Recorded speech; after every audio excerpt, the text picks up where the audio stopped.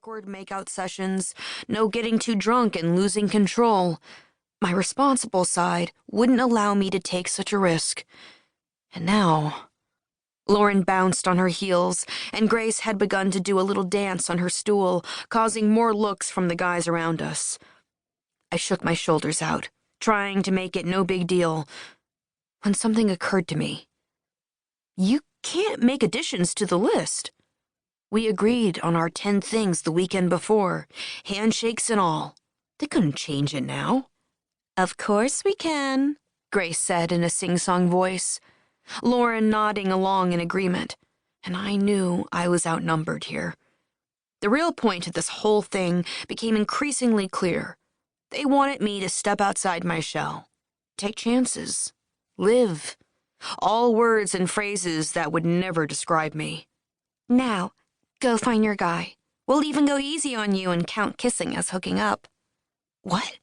No, this is stupid, All right, then. She forfeits, Lauren said, winking at Grace.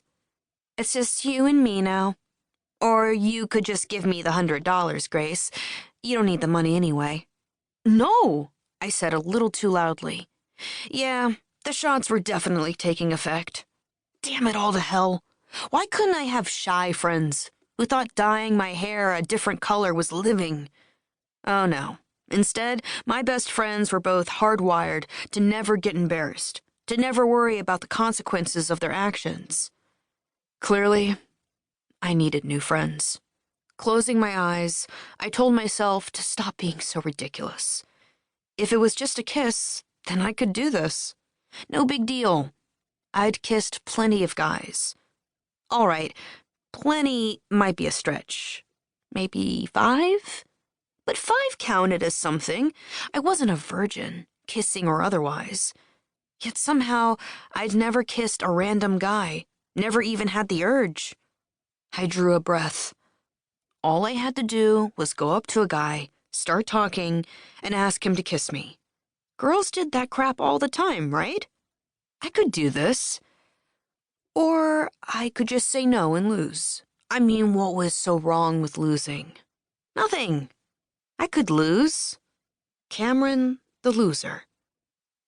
A sick feeling moved over me at the thought, followed immediately by sharp anger.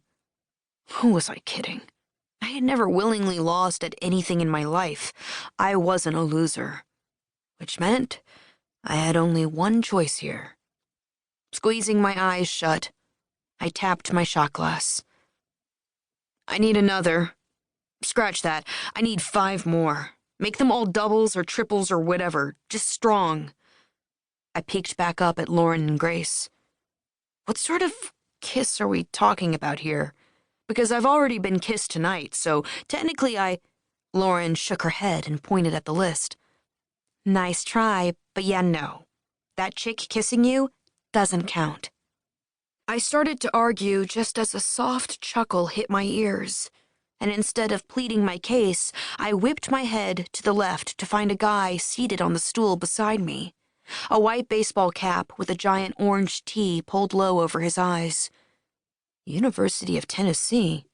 I rarely saw guys in the city supporting teams from the South. It was usually the Yankees or Mets or Giants or whatever.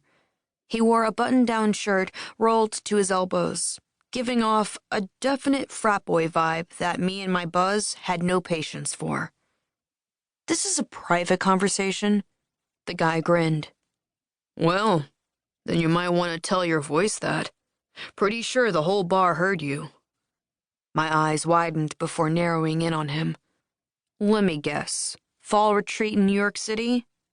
Oh, how big and bad you all must feel. This time, he spun around to face me, leaning in so his scent hit me full force. And dear heaven above, I drew a breath, fighting the urge to sigh. Mild cologne with a hint of soap. Entirely man, entirely sexy. Chocolate brown eyes, framed in full, dark lashes, stared at me from below the bill of his hat, hints of dirty blonde hair peeking out at random, at his temples, tickling his neck. Suddenly, I wanted to take back all my words and begin